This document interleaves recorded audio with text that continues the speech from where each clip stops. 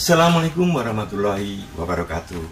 Jumpa kembali dengan saya, Bambang Wijayanto. Sahabat pertanian semuanya, seperti kita ketahui bahwa kita sering menghadapi kendala serangan hama yang menyerang tanaman hortikultura kita. Serangga ini kecil, namun serangga ini punya kemampuan yang hebat dalam merusak tanaman kita. Serangga ini termasuk serangga penghisap dan lebih dikenal dengan nama thrips. Serangga ini cukup berbahaya karena di samping merusak daun maupun bunga, namun serangga ini juga menyebabkan atau menyebarkan penyakit virus yang disebut dengan virus mosaik atau yang lebih dikenal dengan nama virus keriting. Hama ini menyerang bagian bunga dan daun tanaman. Gejala yang ditimbulkan oleh hama thrips ini yang menyerang pada bunga biasanya menyebabkan bunga menjadi kering dan rontok. Jika daun yang terserang, maka daun akan kering atau menguning, menggulung ke atas hingga menyebabkan pertumbuhan tanaman menjadi kerdil. Biasanya di bagian bawah daun berwarna keperak-perakan. Untuk mengenal lebih jauh mengenai hama thrips ini, berikut adalah gambaran singkat mengenai siklus hidup thrips. Siklus hidupnya bisa dibedakan menjadi 4 fase, yaitu fase telur, fase larva dan nimfa, fase prapupa dan pupa, serta fase imago atau dewasa. Telur yang diletakkan biasanya dalam jumlah banyak, kira-kira sekitar 80 butir. Seperti kita ketahui bahwa kita sering mengandalkan insektisida untuk mengendalikan hama thrips.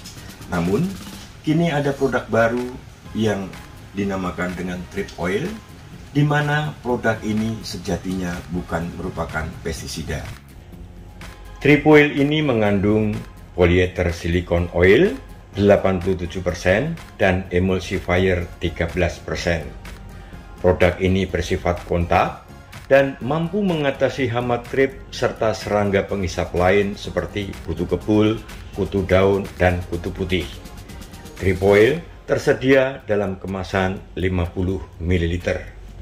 Untuk memahami bagaimana cara kerja Thrip Oil, maka kita perlu memahami sistem pernapasan serangga. Ada 4 bagian yang amat sangat berperan dalam sistem pernapasan serangga. Yang pertama adalah spirakel, yang merupakan lubang aliran masuk keluarnya oksigen dan karbon dioksida. Ini ibarat hidung bagi manusia. Kemudian ada trakea, yang merupakan saluran mengalirnya oksigen dan karbon dioksida dari dan ke seluruh tubuh serangga. Selanjutnya ada yang dinamakan dengan tracheolus, yaitu percabangan kecil-kecil dari trakea yang berfungsi untuk difusi atau pertukaran oksigen dan karbon dioksida. Kemudian ada kantong udara yang merupakan alat tambahan untuk meningkatkan efisiensi proses pernapasan.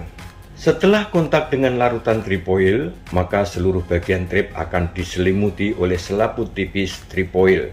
Selaput ini selanjutnya akan memblokir spirakel sehingga menyebabkan thrips tidak dapat bernapas dan akhirnya mati lemas.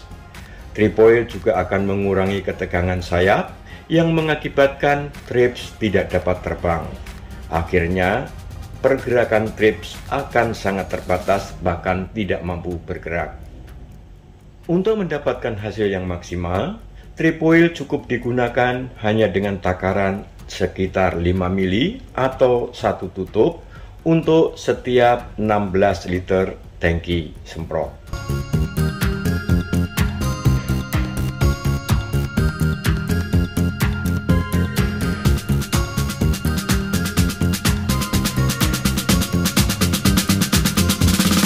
Thrip Oil telah melalui serangkaian pengujian yang mendalam. Pada percobaan yang dilakukan terhadap hama thrips pada tanaman pepaya menunjukkan bahwa penggunaan Thrip Oil dengan dosis 300 ml per hektar mampu memberikan perlindungan pengendalian terhadap thrips hingga 80% dalam waktu 1 hari setelah semprot. Sementara itu, Pengujian tripoil pada tanaman terong menunjukkan bahwa tripoil dengan dosis 400 ml per hektar mampu memberikan pengendalian yang jauh lebih baik dibandingkan dengan spinosad yang diaplikasikan dengan dosis 500 ml per hektar. Perlu diketahui bahwa tripoil juga memiliki kelebihan-kelebihan lain yang tentu saja menambah kemampuannya dalam melindungi tanaman saudara dari serangan hama thrips. Yang pertama, tripoil mampu menghambat serangga untuk makan. Kemudian tripoil juga menghambat serangga untuk bertelur dan menetas. Tripoil memiliki efek repelan atau menolak berbagai macam serangga seperti kutu daun, thrips, kutu kebul, dan kutu putih. Tripoil memiliki long lasting effect, artinya mampu mengendalikan dalam jangka yang cukup lama. Tripoil tidak toksis dan tidak berbahaya terhadap manusia, hewan, burung, dan serangga berguna lainnya, karena tripoil memang produk yang sangat alami. Tripoil tidak menimbulkan polusi dan tidak meninggalkan residu. Kini teman-teman sudah mengenal lebih dalam mengenai apa itu tripoil. Sebuah produk bukan pestisida, namun memiliki kemampuan yang hebat dalam mengendalikan serangan hama thrips. Karena itu, pastikan gunakan tripoil dalam pengendalian hama thrips saudara. Insya Allah tanaman saudara akan bebas dari hama thrips dan tentunya panen saudara akan lebih meningkat. Sampai jumpa di kesempatan mendatang. Wassalamualaikum warahmatullahi wabarakatuh.